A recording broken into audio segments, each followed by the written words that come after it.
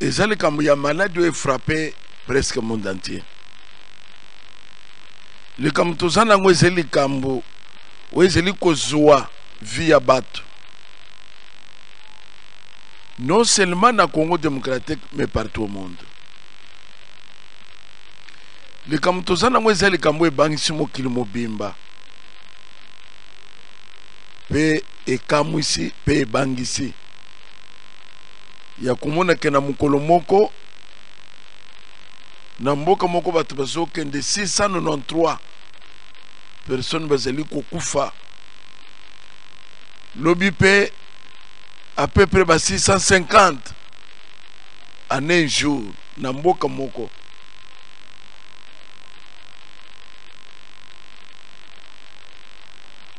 Na histoire na koloba kezali mbala ya liboso ya génération otozana yango ba vivre épidémie ya modèle tout le monde ba Ebola mais etikalaka na kwe moko jusqu'à ce que kusila tout le monde ba épidémie mususu ebima na bamboka mususu même les royaumes ebimé. Les gens croyaient que c'est le problème, il y a Chine. Mais en rien du temps, c'est mi monde mobimba. Tout ce qui est un peu de l'oba yanzambe, puisque ndé sika tout ce qui est puisé la sagesse de Dieu, ndé sika tout ce qui est puisé la révélation. Ndesika tozeli ko puiser la connaissance ya ko transmettre na kati ya bato. Et ça na leka moko pe semblable. Et ça la makina tangu ya David. Isuka kiboni. Tout ça na mokanda premier chronique 21 tozobandana verset 14 pe tozokita.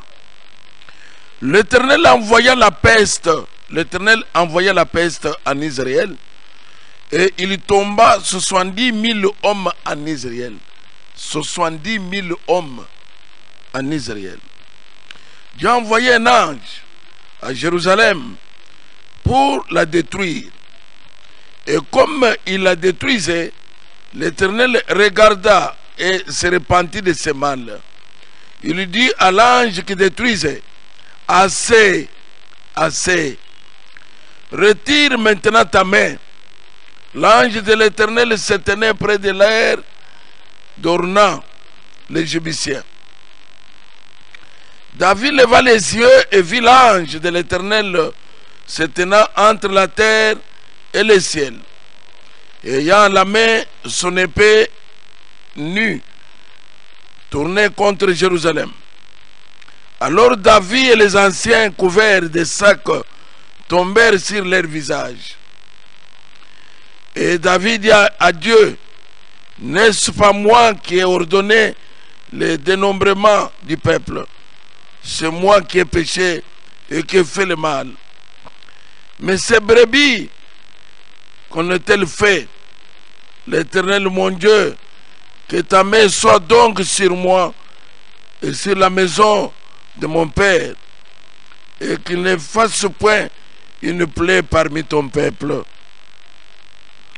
L'ange de l'Éternel dit à Gad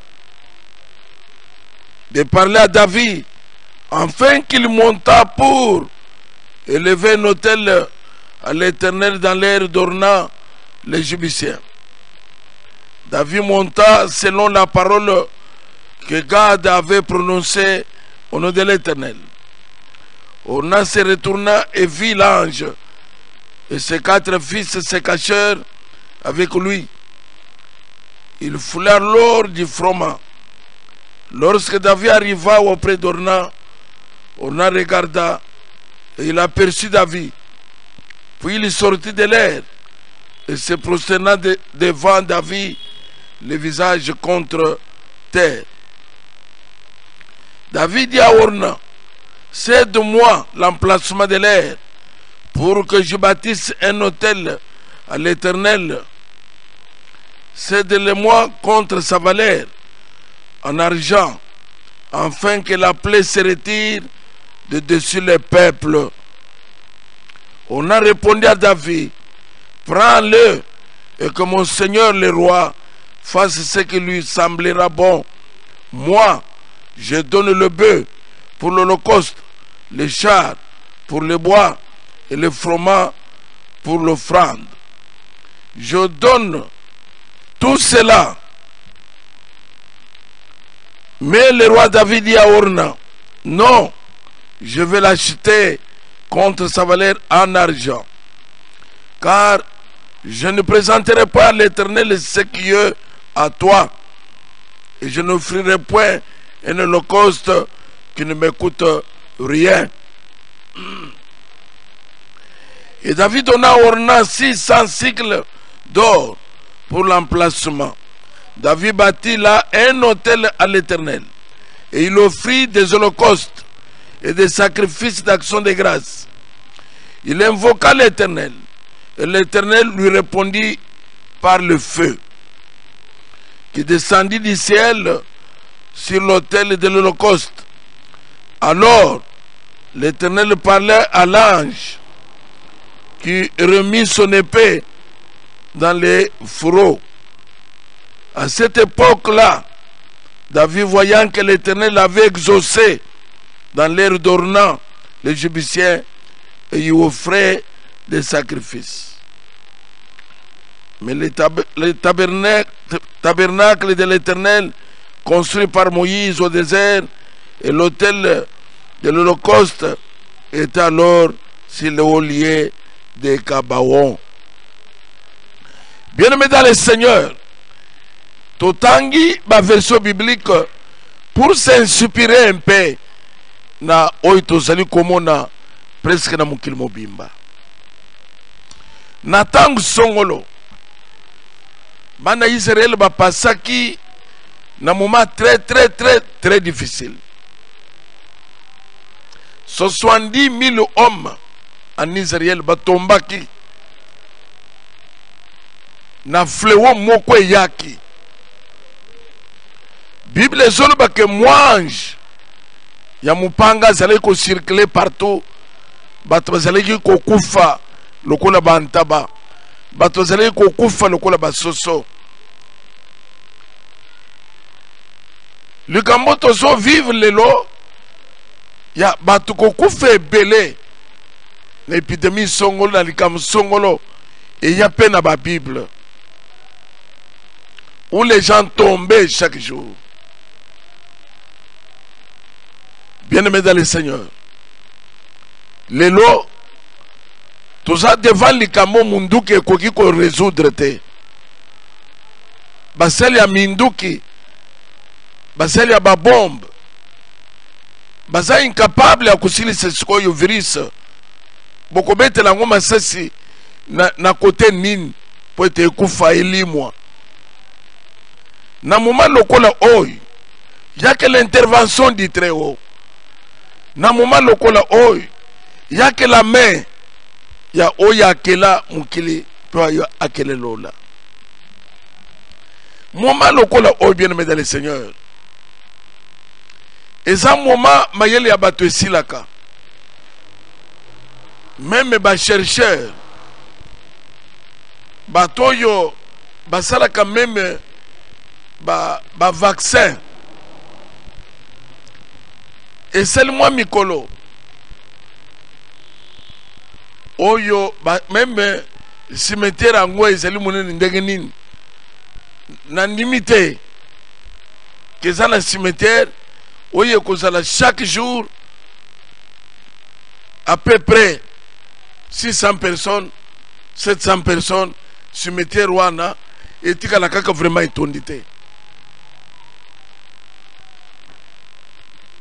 Tozali kosala ba mesure nyons sanitaire sokola maboko jipa munoko ndenge bozomona tozana yango. Mais en dehors de tout ce que tozo salo, que dit la Bible? Que soki nzambe pe abatelité mobateli azosala mosala ya pamba. Soki nzambe pe agueriri te, munganga azali kosala guérison ya pamba. Ça c'est la Bible qui confirme makambo naza koyebisa bino. Soki nzambe abateli te, toza na moma biso nyonso malgré ba mesure, mais tofukama tourner les yeux vers l'Éternel. Nde sika secours ekoyi koya ya biso nyonso bien-aimé dans le Seigneur, tolela nzambe sala ndenge osalaki na ntango ya David, où les gens tombaient, mais David afukami na se avec les anciens. Balobi nkolo kanisa ta batu na yo, kolo kanisa ta libota na yo, tala pasi tala liwa longola fleo oyo. Bible ezoba ke nkolo atelemi alobi na ange wazele ko circuler na mupanga azo frapper mukili. Kolo ye moko lobi ke c'est assez ange, même maintenant Seigneur, c'est assez. Soki ezali ke mboka moko bato bazo kufa na mukolo moko 693, bongo kamata ba mboka nyonso na mukolo moko bato bakufi combien? Seigneur, c'est assez. Tozoka ni sanzambe oya salaki na tango ya roi David na poto bandeko bazana bandako, na Afrique bato bazana bandako. Seigneur, n'infuse que le Seigneur a tant aimé le monde, a tant aimé le monde, et qu'il a donné son fils unique qui s'appelle Jésus-Christ. N'infuse que le sang de l'oignon qui a coulé sur la croix, et c'est là qui pose la soumu ya batu ya mukili. N'infuse que la souffrance que Christ a connue, a subi na Golgotha, na boko ya kotanda, malgré que tout est accompli. Bisope tozeli kobelele epai ya Yahweh oyo asali lola mpe oyo asali mabele, otande loboko olongola fleo oyo, olongola ange oyo asimi mupanga azali kobaluka mokili mobimba. David afukamaki na se na bansien ya Israël, balobi Seigneur, même si nous avons péché, mais c'est grand. Punition leki makasi, c'est trop fort, du jamais vu. Ba frontière ya mboka nyos eza bloqué, ce qu'on n'a jamais connu. Tu nous as montré ta puissance, tu nous as montré ta force. Otalisi bakunja mukili, otalisi batunyoso mukili, qu'en dehors de toi il n'y en a point de Dieu. Otalisi que Dieu est capable de détruire ce monde en rien. Otalisi que tu es au-dessus de tout. Tous les décideurs bazana bandako bafandi zele kauki. Tu as montré ta puissance, nous reconnaissons ça, Seigneur. Mais pitié, tu as créé l'homme à ton image. Les lois qui tokoki koloba, tout ça qu'on s'adressait panayo. Que tu es grand, tu es puissant, terrible. Osons démontrer yango.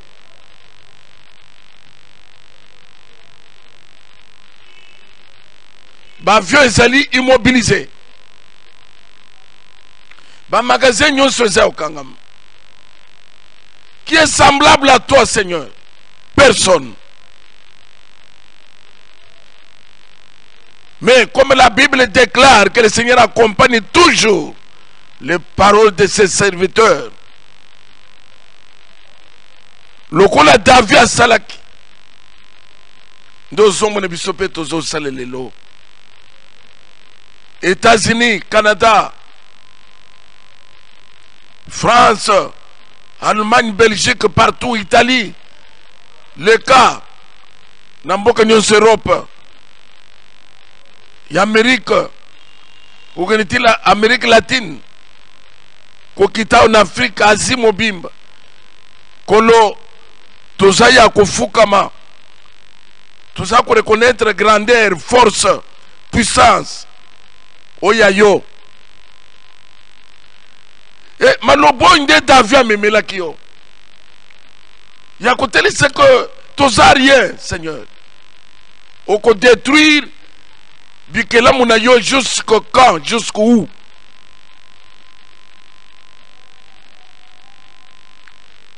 Même si batuna yo baselio mabe. Mais n'infusque cette croix, n'infusque le sang de l'oignon, n'infusque, Seigneur, Musalo Salaki, Nangoma na Golokota.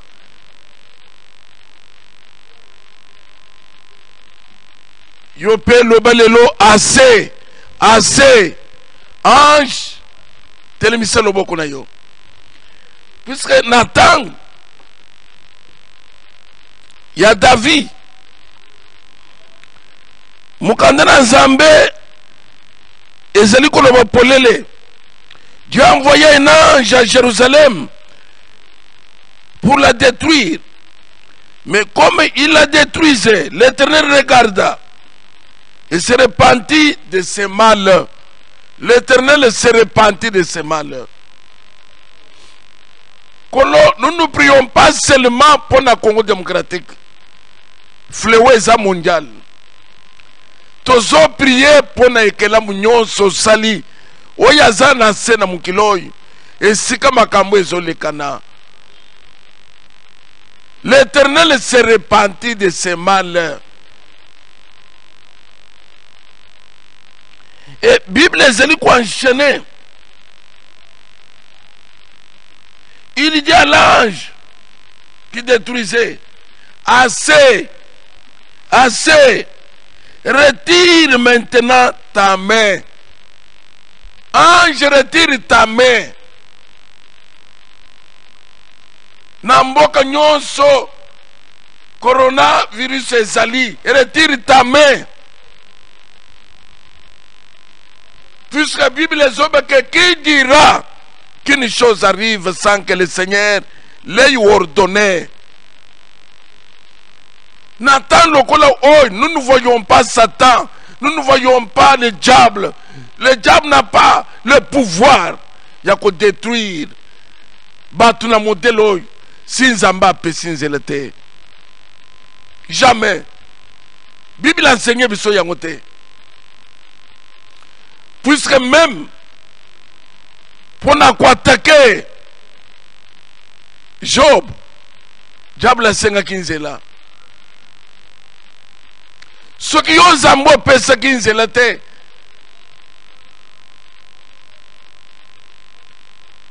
Satan sakina makoki akusimba Job te.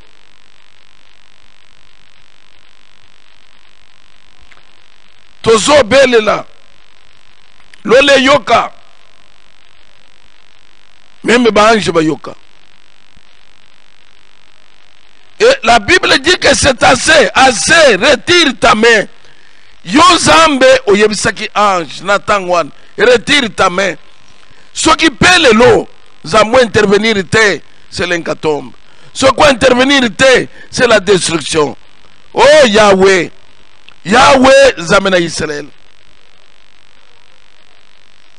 Nalo la place aux ali yoka.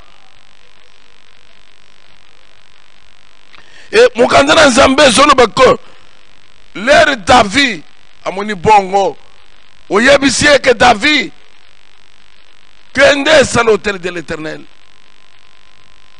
Bobel est là. Né le commission pétozo salelelo. Si il y a David, qu'on c'est l'autel de l'Éternel. Bah foukamaki babel est là qui. Et Bible zolobako. Bible zolobako. David bâtit là un hôtel à l'Éternel et il offrit des holocaustes, des sacrifices d'action de grâce. Il invoqua l'Éternel et l'Éternel lui répondit par le feu. Seigneur, Tozo Senga Yopé, réponds par le feu, réponds par la guérison, réponds par la délivrance.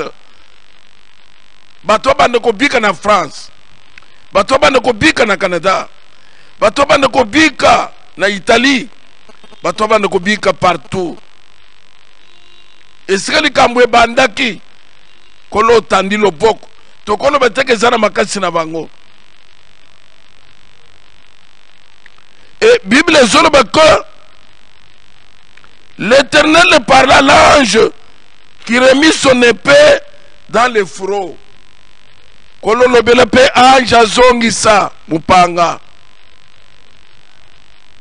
Tala lusamu tozo salelo. Esika bande ko nyonso bakoyi kozala. Lusamu na biso tozeli kobele pa na Nzambe.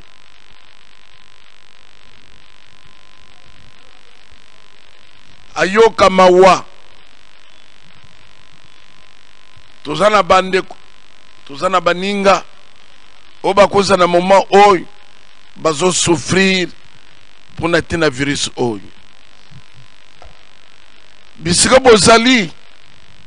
Bien-aimés dans le Seigneur, nazali devant l'église vide, nazali devant les chaises vides, batu nyonso bafandaka na bakiti oyo ezali boso na ngai, batu nyonso ne bazate bisiko ezalaka batu batondi na se, batu batondi likolo, batu batondi libanda.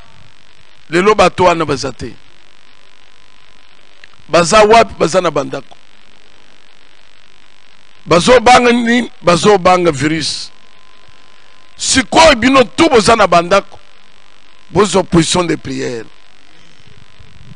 tozozo quelques minutes ya prière et na lobaki prière na biso na moment toza sikoy eza non seulement pour la Congo démocratique mais toujours celle là on a Congo démocratique mais ça pour na ekela munyos et ça pour na munyos Nzambe akela place aux bien aimés tous les qui sont la prière d'autorité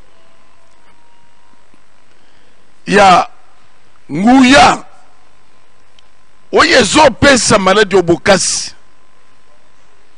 oyezo sale que emi mabatu na liwa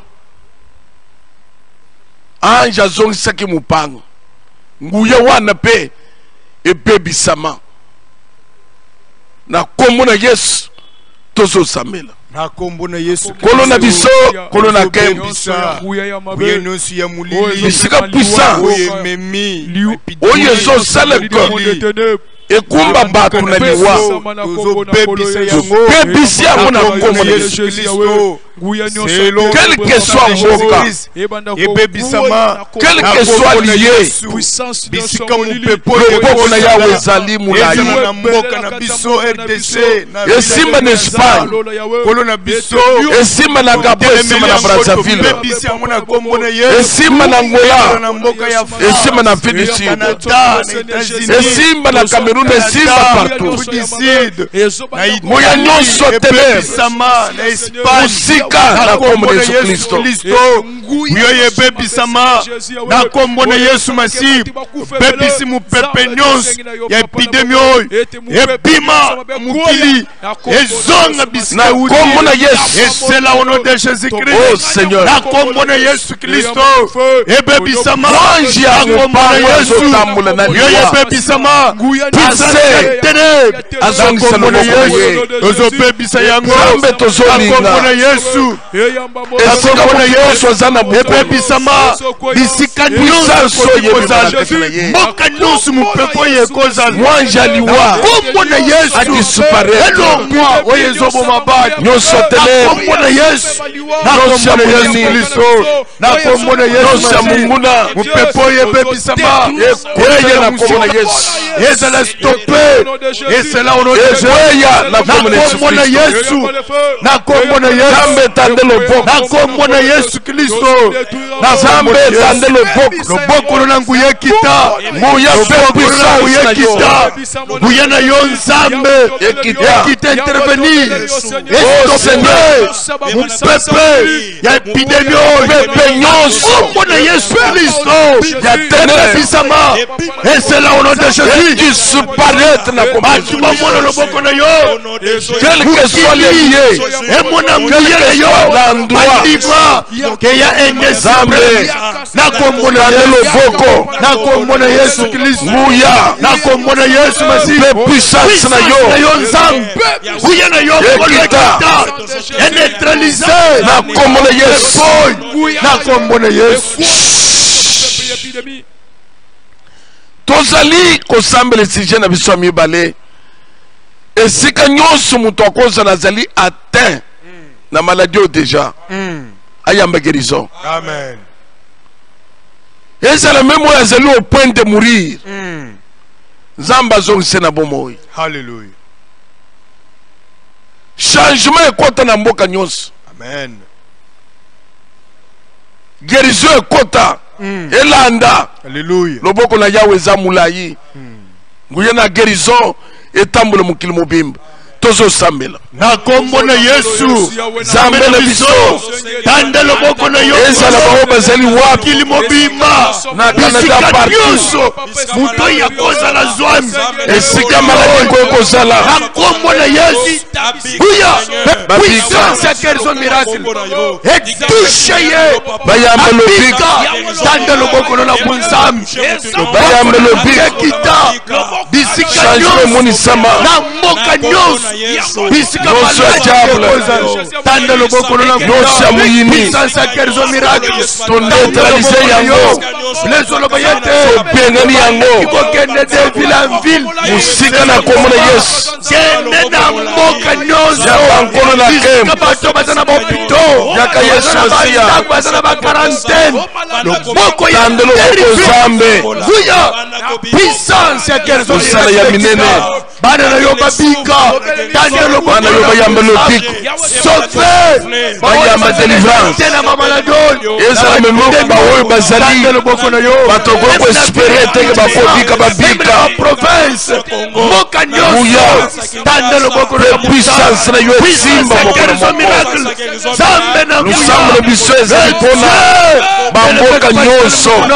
Kita. Kobanda Congo démocratique. Sekiriti na suka mboka. Guérison divine. Bayamba guérison. Miracle. Bayamba délivrance. Na France. Ezala na Kombo na Yesu. Espagne na Italie. Ezala na Canada na États-Unis. Loboko na yo. Ezala na Afrique. Puissance na yo sama. Boko na kuya. Puissance Kombo na Yesu Kristo. Yaji. Esimba. Oh Jésus. Bazomina malade. Babika. Na kombo na Yesu. Yakazame ya ba témoignage. Na kombo na Yesu. Sembolo loboko na yo. Sambela biso. Itomi monisa. Na kombo na Yesu. Tozali ko prier. Kolo achandelo. Mutu nyos oya akozeleke na moma oyi. Bukolo ye kotena na zoto na yete. Nzambe pe asala en sorte que ekota te. Amen. Esuka na bao basi bazwaki pe babika. Amen. Bawo nanu basu te nzamba chandelo. Anja mupanga telema cha séparation. Amen. Nenga chaki na tangu ya Israël. Israël ezalaki na lumière. Mais côté ya Pharaon mulile ezalaki. Zamba épargné. Bawo nanu basu te bazo pété. Amen. Santé na bango c'est la santé de fer. Na kombo na Yesu tozo sambe. Yesu sambe na kuya. Zambe tozo sambe yo Yesu Kristo. Même pona baona université. Ozanza memu nenu. Cha séparation. Chandelo. Oyo bazi. Na telemisa. Virus. Na kombo na Yesu bazi na nute. Ezandelo bongo. Tenkolo. Ezana na lupema ona yo ekita. Ezana libana ya mboka na kombo na Yesu Kristo. Nazi na Amerika. Tandelo na kombo na Yesu Kristo. Yesu ba oyo pe bazi ya ngo. Lupema ona yo. Esila. Tandelo boko na ekita. Upepo Ezana stopé. Kombo na Yesu. Kolo Yesu. Belele pana yo Nzam. Na kombo na Yesu. Jésus. Et c'est là au nom de Jésus. Na c'est là au nom de Jésus. Tandelo boko na kuya. Tozali kosambela uniquement pour la serviteur de Dieu na mboka na France. Atindelaki biso maloba ko papa bobosa na ngai te. Eza na pasteur oyo azo souffrir na virus osikoyo. Abelela alobi ko papa na bapie na bino bobosa na ngai te. Nazo souffrir. Tozo sambela bisika azali lole fungwama nguya guérison et simba ya lesta même na kombo na Yesu tozo sambela Zambe tozo sambela précisément pona musali na yo oya za précisément solo France na Paris azobela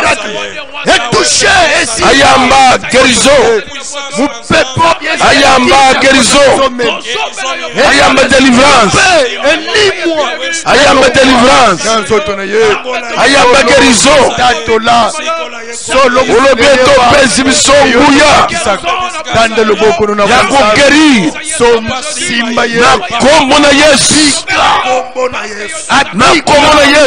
na kombo na Yesu yamba guérison yamba délivrance